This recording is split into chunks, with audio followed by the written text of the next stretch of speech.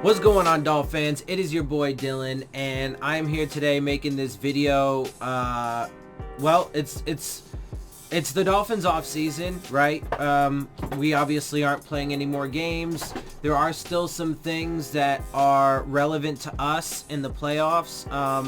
Until the Texans either win it all, in other words, the Super Bowl, or they fall out of the playoffs. We're still waiting to see where their pick is going to land and how that's going to then affect our draft positioning going forward. But we do have some things to talk about, and we can start speculating a little bit. And so I want to do that today, especially because there's an article out that kind of talks about, the potential of the Dolphins moving up.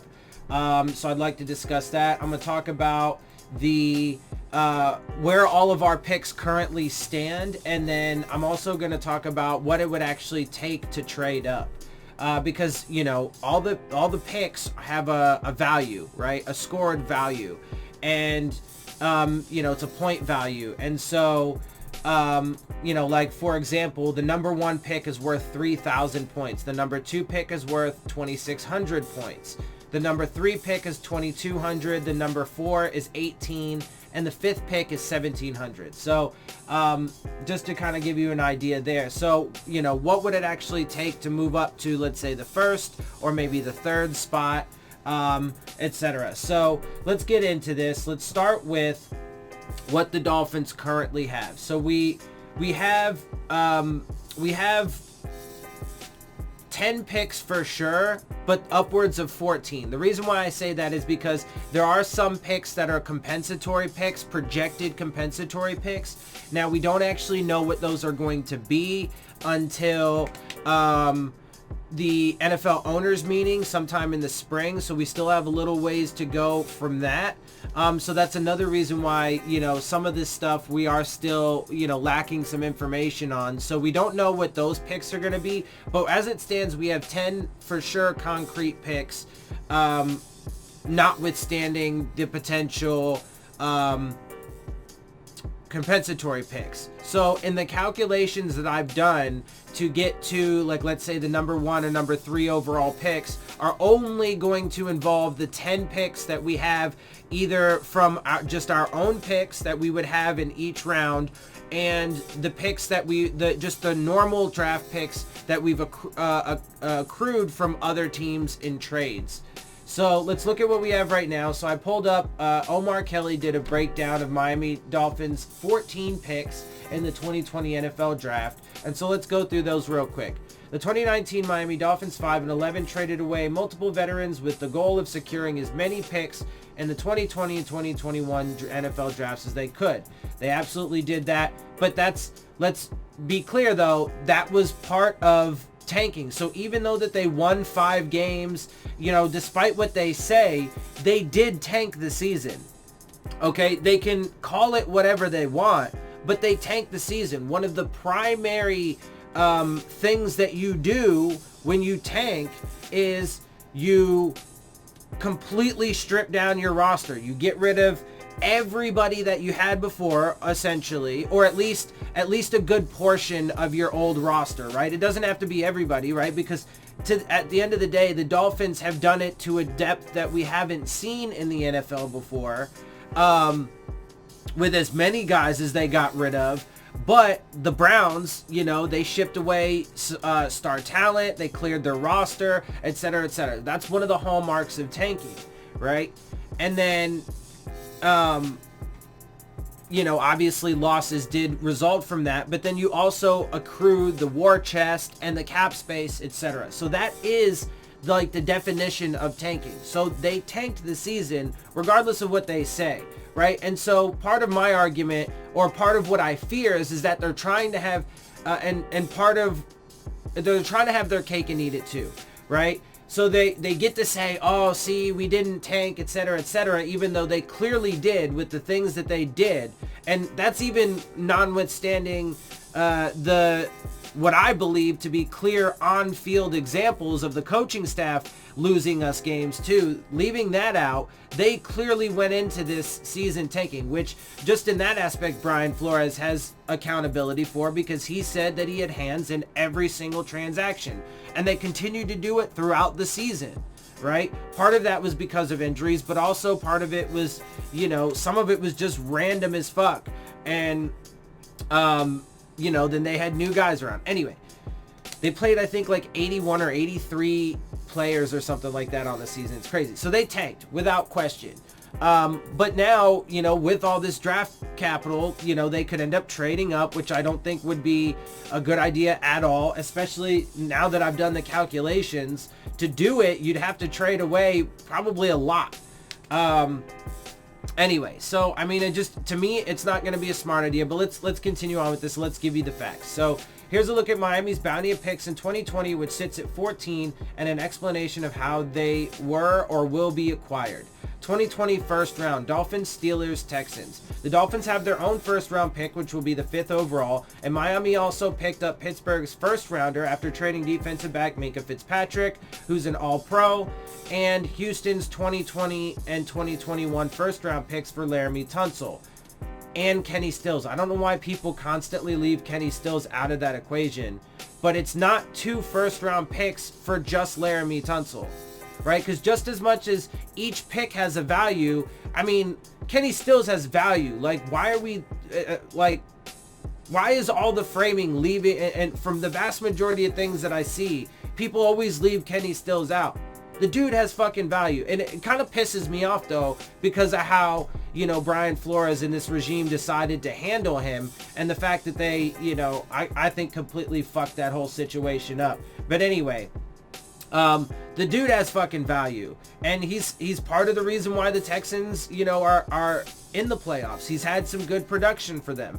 Is he the whole thing there? No, but he's a good piece for them, like he was a good piece for us. Anyway, Pittsburgh lost quarterback Ben Roethlisberger for the year early in the 2019 season and failed to make the playoffs, so the Steelers pick will be number 18. The Texans made the playoffs, so that pick is projected to be 25th. Well, as we know now, because this was obviously written a little bit before the most recent things have happened, that pick is currently at 27. Now, depending on what happens this weekend, which I will be doing live streams for the, the Kansas City Texans game, and the Tennessee-Baltimore game. I think, if I'm not mistaken, the Texans-Chiefs game is on Saturday. The Tennessee-Baltimore game is on Sunday, if I'm not mistaken. Either way, I'll be doing live streams for those, so make sure you join me for that. It's going to be a lot of fun.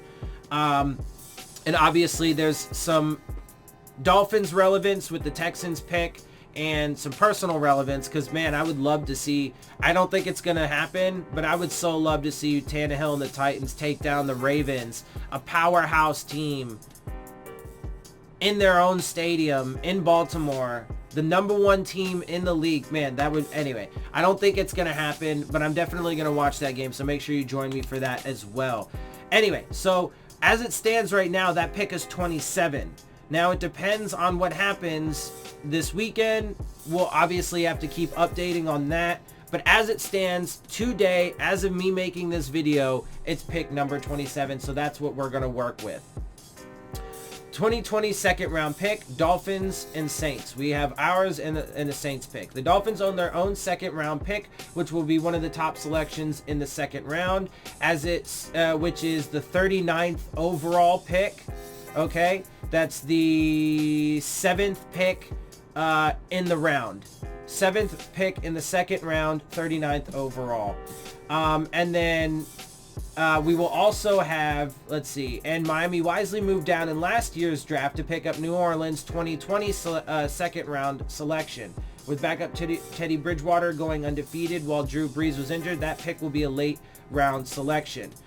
And it is slated as the 56th overall pick. Okay. 2020 third round, Dolphins, and a possible compensatory pick for Juwan James. The Dolphins were intentionally active during free agency last offseason because they coveted the early compensatory pick they should receive from losing Juwan James, a former first-round pick who signed a massive deal with the Denver Broncos. I would also argue that they weren't really actually trying to build a good team. They just wanted to bring in a bunch of bodies. The compensatory pick likely has something to do with it, but considering they were trying to, stockpile as many as possible. But I think part of the decision making there is that they didn't want to win that many games, if any, this season. So they brought in just a bunch of nobodies, and then we got what we got.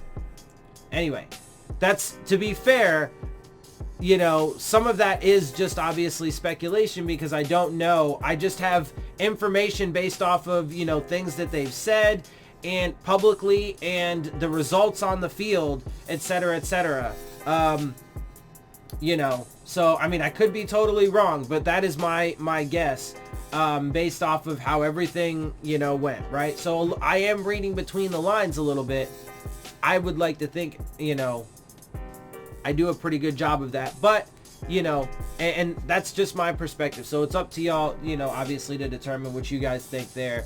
That's just my analysis of what I have to go off of. Compensatory picks don't get announced until the NFL owners meeting in the spring, but this is as close to a done deal as it gets. Okay, and so, but as it stands right now, since we don't yet have that, we have the 70th overall pick in the third round, and we don't know yet on compensatory picks. So we have to wait. We have to wait on that to figure out if we're going to get it and what it's actually going to be. So that's why right now, with the calculations I've done at this point, it only involves the picks that the 10 current picks that we have for sure. 2020 fourth round, we don't have any picks sent to the Steelers. The Dolphins exchanged their fourth round pick for a fifth round pick with the Steelers to sweeten the Fitzpatrick trade.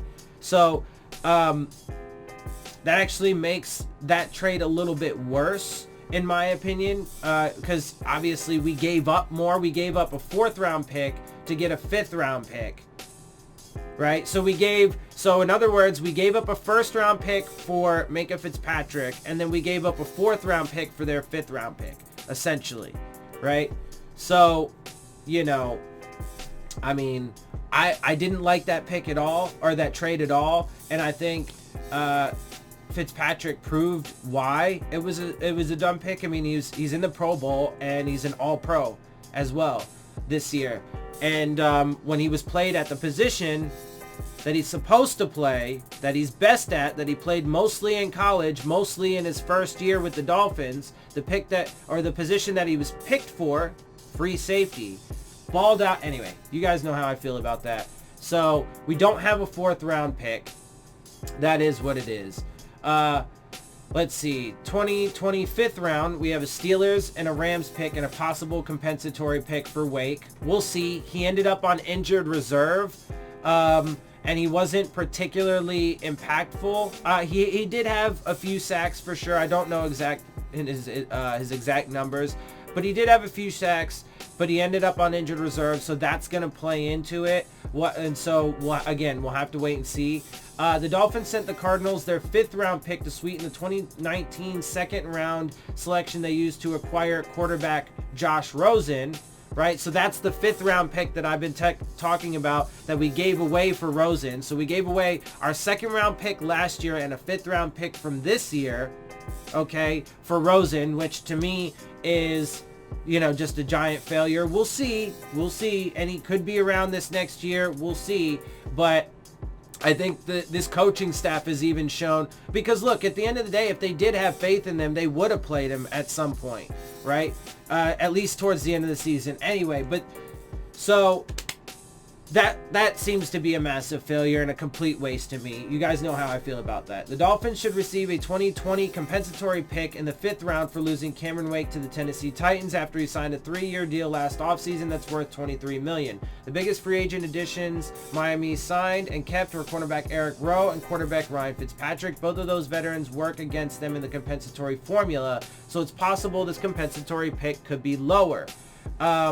And then, Cameron Wake's impact was lessened because of his injury, etc., etc. I'm pretty sure that has an effect on it. Because I think part of the formula is how does that free agent perform. Whereas actually also let's note that Juwan James also had some injuries as well and missed some playing time, which I think does affect that compensatory pick as well. So we'll have to wait to see. The Dolphins also acquired a 5th rounder from the Los Angeles Rams to take on the contract of veteran cornerback Aqib Talib, who was on injured reserve after fracturing his rib at the 2019 trade deadline. And I don't know. We'll have to. That's going to be an interesting thing to keep an eye on. Do they keep him or not? I don't know. I think they were, from all everything I've seen from all perspectives to this point and everything, it seems as if they, in that deal, were literally just purchasing a 5th round pick. And, with the way that they just put him on injured reserve, even though he said he was healthy enough to play, etc., etc., I don't think he's in their future plans either, but we'll have to wait and see.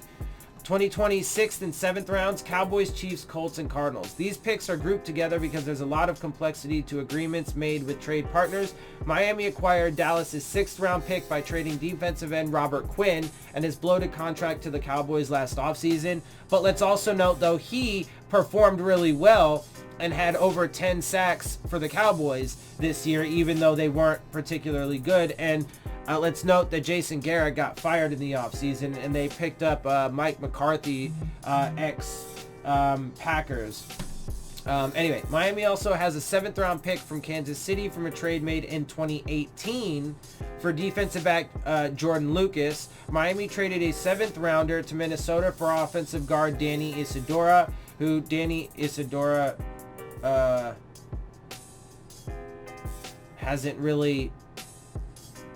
didn't really do anything for us, and I think he ended up on injured reserve. I'm pretty sure, if I'm not mistaken. I think he was one of the guys on the long list on injured reserve.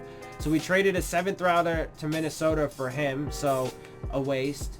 The Dolphins also swapped late round picks with the Colts for offensive lineman Evan Boehm, who's okay at best, but the specifics of that deal will be determined after the season. It could be a 6th or 7th round pick. The Dolphins also required a conditional 6th round pick, which could turn into a 5th round pick from Arizona for Kenyon Drake. So as it stands right now with the picks that we know we have, in round 5 we have the 144th overall.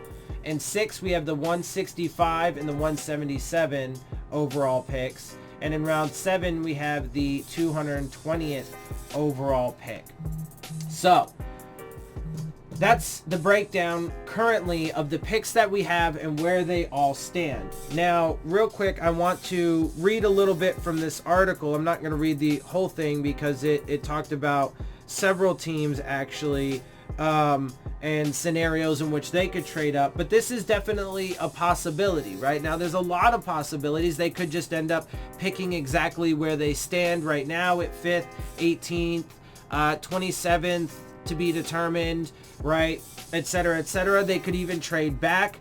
Again, my guess, my projection based off of just the information that I have and how I feel that Stephen Ross's mindset, because he's going to have a lot of say in this. Plus, they got a bunch of guys in the room. They got Marvin Allen, Reggie McKenzie, Chris Greer, and Brian Flores, who all are going to have, say.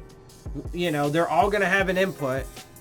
And then Chris Greer ultimately apparently has the final say, but he's got input from all these guys, and he's not going to ignore Stephen Ross's input. And Stephen Ross made it clear he wants a quarterback, and I feel like there's a substantial possibility they could trade up to get one. Now, let's look at this scenario let's see. This was just a Bleacher Report app. It was from Matt Miller, right? Yeah, it's a Bleacher Report article. But it's Matt Miller's scouting notebook. Matt Miller is a pretty respected, NFL analyst and contributor and whatever. I don't know. I guess I don't know what you call him exactly, but he columnist, etc. I mean, he does a lot of different things, but he's a pretty respected name. Whatever. So trades could dominate the 2020 NFL draft is the point of this article. And he talked about several teams, the Colts, the Raiders, etc. But here's the portion for the Dolphins. The Miami Dolphins were rumored to be tanking for a quarterback during the 2019 season. Now, again, real quick, the staples of tanking were there. So it was a tanked season. Now, the question is, are they going to go take a quarterback? So now, you know, there were reports out that Stephen Ross went to Adam Gase and told him to tank the 2019 season for a quarterback in 2020 and then was fired. We know that Stephen Ross didn't particularly like the Minkah Fitzpatrick pick in 2018, and he wanted to get a quarterback in the first round. We know that. There were definitely, plenty of reports about that. Not to mention some other public comments, etc., whatever. But there's plenty of evidence to suggest that they are going to take a quarterback. Now, again, it's not written in stone yet, so I'm trying to be as fair as possible. We have to wait and see. But I have a feeling that they are going to take a quarterback, and my guess is that they will also likely trade up to get one. And I fear, my biggest fears is that they trade up and trade away a bunch of draft capital and go get Tua Tagovailoa. I think that would be a massive disaster, especially the cost for the risk in some of the scenarios that I've calculated up. So we'll see. Anyway, the Miami Dolphins were rumored to be tanking for a quarterback during the 2019 season, but they accidentally won enough games to earn the number 5th overall pick. Much like the Philadelphia Eagles and New York Jets before them when they traded up to select quarterbacks, i.e. Carson Wentz and Sam Darnold. That's important though also. The Dolphins have a loaded war chest of selections to trade up if necessary. So real quick, let's talk about that, right? So the Eagles and Jets both did that. The Eagles got Carson Wentz, and he's been kind of really, but he's also been hurt a lot. He just got hurt in their playoff game, okay? So, unfortunately, it's looking like that pick, at this point in his career, it looks like he's going to be another one of those first-round picks that's just like, okay, he's got talent, but he's getting hurt a lot, etc., and so, but that is affecting his play as well. And so it's looking like, Carson Wentz is going to be just kind of like an maybe, I mean, who knows? Again, he's still young and he's still got, plenty of his career to go. But at this point, he's looking like just going to be an average guy with, a pretty substantial injury history at this point. And Sam Darnold, I mean, I personally hate the fact that they aired the I'm seeing ghosts thing. I think that was irresponsible of the NFL. They don't care because they like the clown show that comes after it. They like but it's not fair and it's not nice, frankly. I mean, to put it in a very simplistic way, it's fucked up to do that to somebody. I mean, the kid's clearly having, issues. Don't put that shit on blast, man. Like, and all these people that fucking want to clown on him for that. If that was them, they would fucking hate it. They would get triggered. They would lose their fucking minds. And so they're giant fucking hypocrites. So I don't even care about those fucking people. They're assholes. But I mean, but that's what they are then subject to. But so far he's looking like kind of, whatever. He's having his struggles. I think that Gase did a good job at rallying them to get, what were they, 7-9, I think is what they were at the end of the season. 7-9. I think he did a good job there, and I think he certainly could, can coax the best out of Darnold. I think that given a few years that he could certainly build a team around him. However, there were also reports that Gase wasn't particularly a big fan of Darnold, so we'll see what his future's like. But so in both of those situations that they use in this article, so far, their choice to move up to get those guys with the war chest of picks isn't really panning out all that great to this point. By shipping Laramie Tunsil to Houston and Minka Fitzpatrick to Pittsburgh, the Dolphins own pick number 18 and what's projected to be number 27th overall, pending the Texans' playoff run. Throwing in one of those with number 5 overall would likely be enough to move up to number 3 if the Lions begin taking calls from quarterback-needy teams. This allows the Dolphins to move up to a perfect position to draft Tua or Herbert if they fall in love with either quarterback. Okay, so let's also note that there have been reports that no team has done more research on Justin Herbert than the Dolphins, so that's notable. But let's also note that, you know, the entire season there was tank for Tua, that he's apparently the guy that they do love, etc., etc., etc. Obviously his injury threw, you know, a wrench into the cogs, but so far everything's looking good for him. He declared for the draft, so, you know, that's definitely an option that's still on the table, right? Tua, for sure. So, you know, that could be the pick. But also Justin Herbert could be the pick. We don't know. Again, we have to wait and see how that plays out. But it is certainly possible that we trade up to get a quarterback. Now, look, I mean, at the end of the day, the top 5 is Cincinnati, Washington, Detroit, Giants, and then us. Okay, and then you have the Chargers, the Panthers, the Cardinals, Jacksonville, Cleveland to round out the top 10.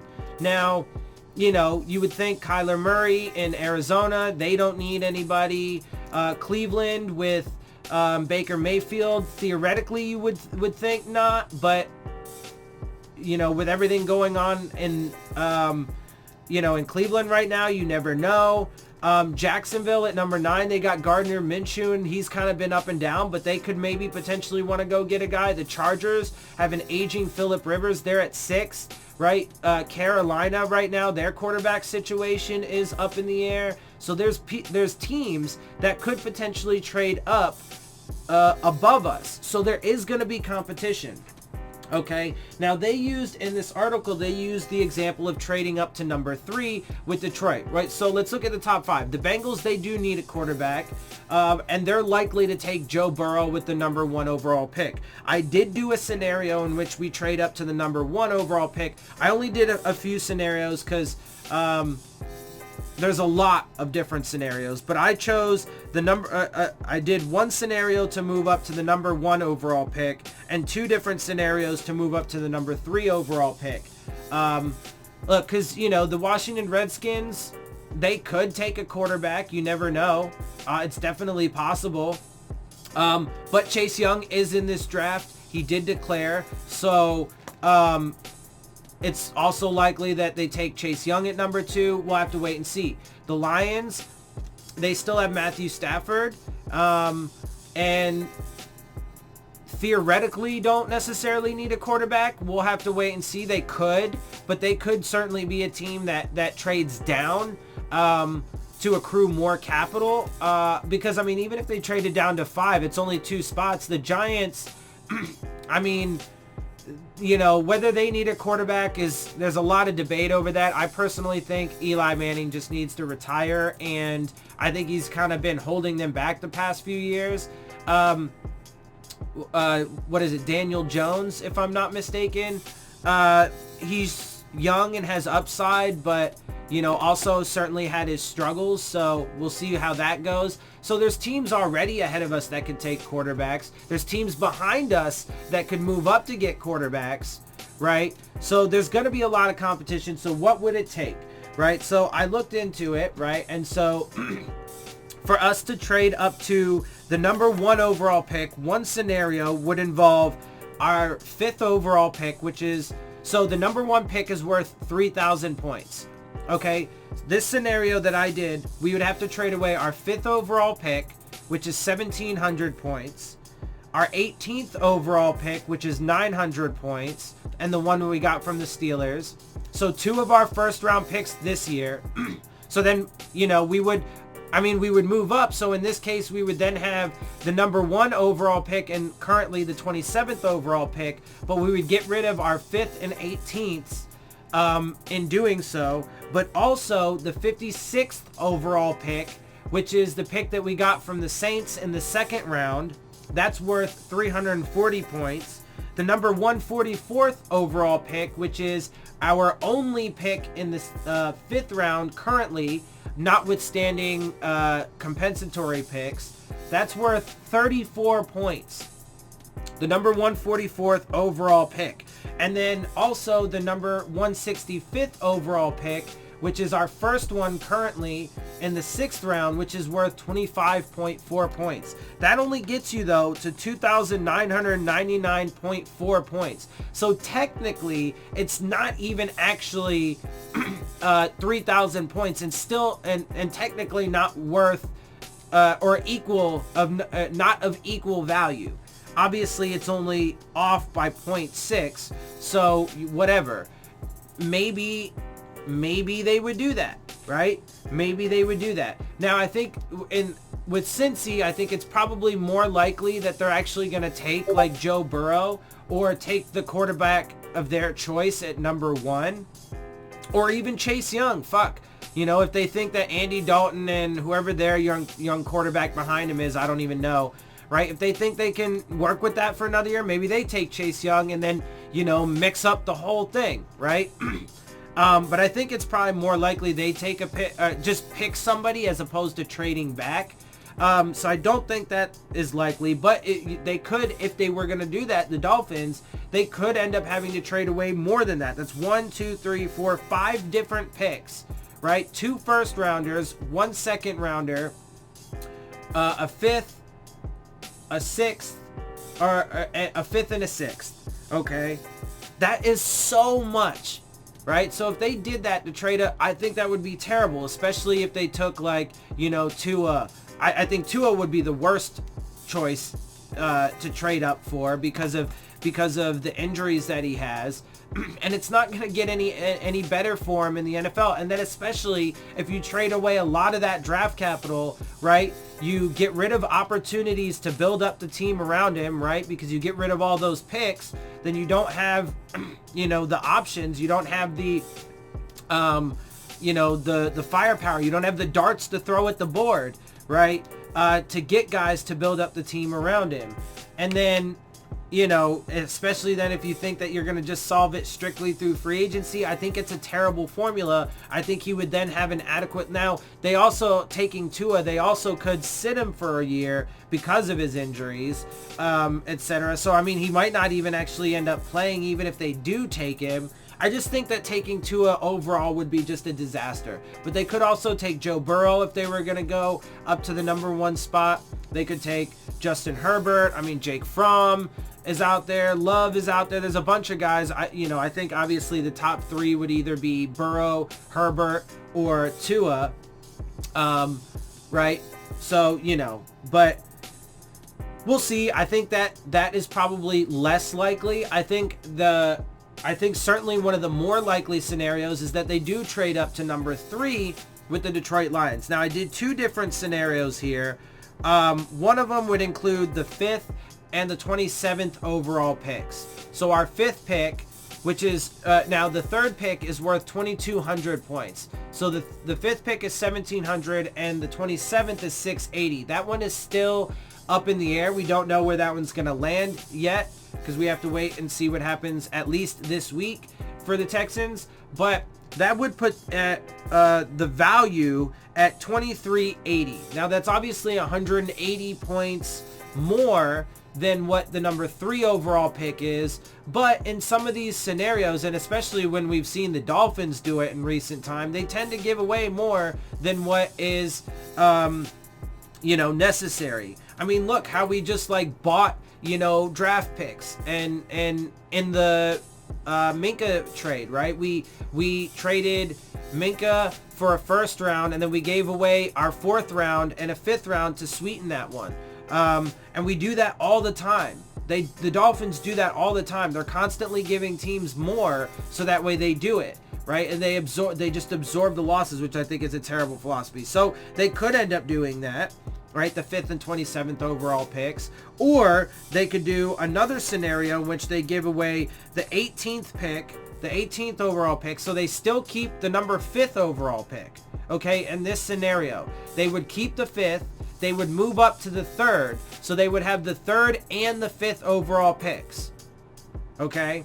But they would lose the 18th overall pick, which is worth $900, the 27th overall pick, which is worth $680, the 56th overall pick, which is worth $340, the 70th overall pick, which is worth $240, the 165th overall pick, which is worth 25.4 points, whatever, and the 177th overall pick, which is worth 20.6, which is a grand total of 2,206. So it's just barely over. I mean, it's, you know, essentially the same equivalence as, you know, being down 0.6, you know, in the scenario trading up to number 1. So that's, you know, barely over, but that's about as close as you get with the picks that we currently have. So you'd have to give away 2 of your first rounders. Okay, so then you would have 2 picks in the top 5, number 3 and number 5. Theoretically, then you could get, you know, the quarterback of your choice, and you could also get like a top offensive lineman or defensive lineman or something like that, or skill player, whatever, right? There's definitely tons of options there. But then you would get rid of your 18th overall pick, your 27th overall pick, so 2 of your first rounders this year, then your second of 2 second rounders, the one from the Saints. You would also get rid of then your only current 3rd round pick, compensatory picks notwithstanding. You would get rid of both of your current 6th round picks as well. That's 2, 4, 6 picks in total. Way too much, man. Way too much. It's not worth it. It's not worth it to trade up and give away 6 picks, you know, because if you're going to tank and if you're going to get it right, you use all those picks and you know, you just at least stay where you're at and use all those picks, or maybe trade down. Don't trade up. But I think that part of the reason why that I predict that the Dolphins are going to trade up is because I think that Stephen Ross is craven and desperate, and he's only getting older, and he's demanding, right, that these guys take a quarterback so that way he can have some, you know, hope that, you know, that, I don't know. Because, again, if you guys watch my channel, my videos, I do not play into the hype that everybody puts on the quarterback position. Is it important? Yes. But, again, man, there are probably just as many examples of mid to late round quarterbacks who become superstars. Tom Brady, the GOAT, being one of them. And, you know, Dak Prescott, Russell Wilson. Anyway, so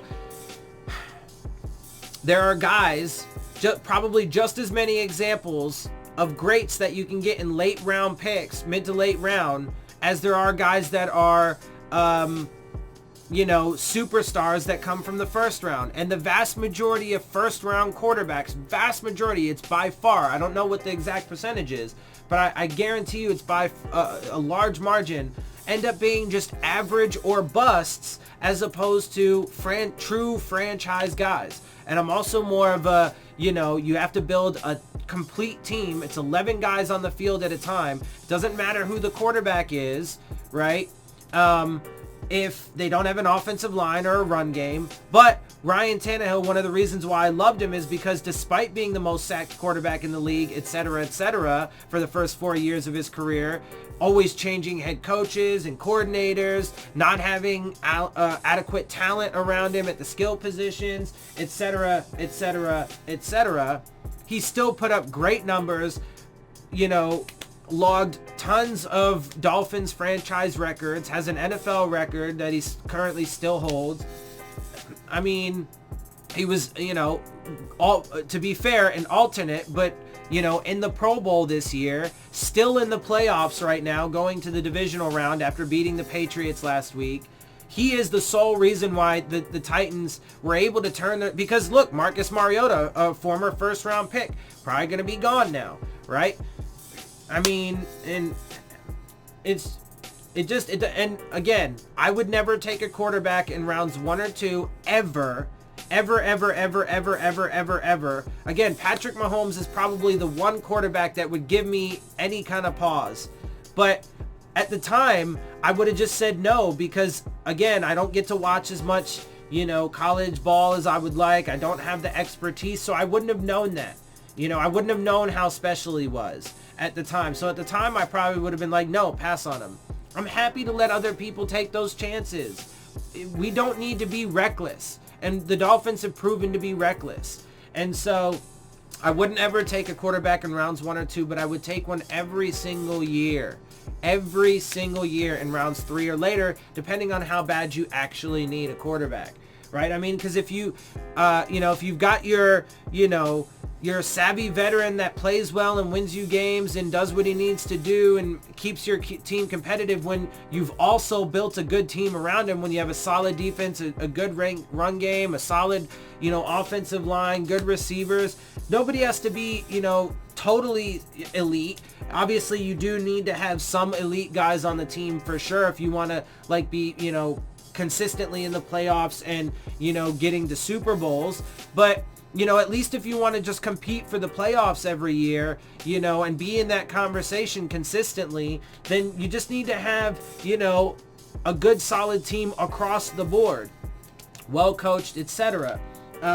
So, if you have that, and then if you have a solid backup, then you can take a late round guy. Or if you really need a backup because nobody's really proven that, they're the guy just in case your main guy gets injured, then, take one in 4th round or 5th round, right?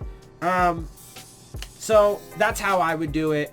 We'll have to wait and see, obviously, how things play out. Nothing is, set in stone at this point, to be fair. So we're going to have to wait and see what the Dolphins end up doing. But my guess, again, is that they likely will end up trading up. And they're going to have to, as I've shown you now, they're going to have to give up substantial amounts of draft capital, significant amounts of draft capital to move up even just a couple spots to the number 3 overall spot, right? The closest I could get it with the picks that we have currently, we would have to give away 6 picks to go up and get it. And that's crazy, including 2 first rounders from this year. Yes, we would have 2 picks in the top 5 in the first round, and that can be exciting. But to me, I mean, if they ended up taking, Tua with the number 3rd overall pick, and then, I don't know, because I would take a offensive lineman, honestly. But then if they take, a wide receiver, right? Because I think that's probably, we need a wide receiver, I think, to bring in the room. But that's probably one of our deepest position groups on the team right now. So if they ended up taking Tua Tagovailoa at number 3 in that case, and then let's say CeeDee Lamb is there. He's a special talent from all reports. But then if they take him when they got, Devontae Parker and then Preston Williams and Albert Wilson, Jakeem Grant, Allen Hurns, who's on, under contract, etc., I think that would probably be the most foolish way that they could do it, right? Trade away 6 picks to massively, diminish the amount of capital that you have overall, and then take Tua at number 3 and then CeeDee Lamb at number 5. Man, I'm sorry, but that would be a massive disaster and mishandling of the draft if that's what they did. But we'll have to, we have to wait and see. Obviously, right now, it's all speculation. And I don't know that that's what they're going to do. But my guess is, is that they will end up trading up, likely to the number 3 overall pick with the Detroit Lions. And they're going to do it to pick a quarterback. What they're going to give away to do that remains to be seen. If they're going to do it at all remains to be seen. But that's my guess and how I think it's going to end up playing out. And so with that, I'm going to get up out of here. I hope you guys enjoy my videos and my perspective. If you do, make sure you hit the subscribe button. Make sure you hit the like button. Make sure you hit the bell if you want to get the alerts for my videos. Make sure you share my channel and videos with your friends and family. Leave your questions, comments, and concerns down in the comment section. And of course, as always, make sure you follow me on Twitter at Dillon Tartaro. And with that, I am out. I'll see y'all soon. Phins up.